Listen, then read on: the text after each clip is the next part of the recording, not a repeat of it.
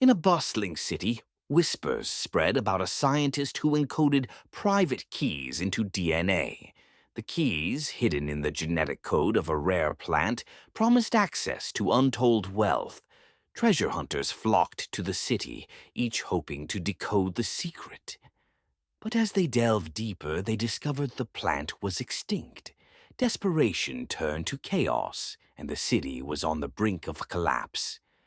Just as hope seemed lost, a young botanist revealed she had preserved the plant's seeds. The city was saved, but the keys remained a mystery, forever locked in nature's vault.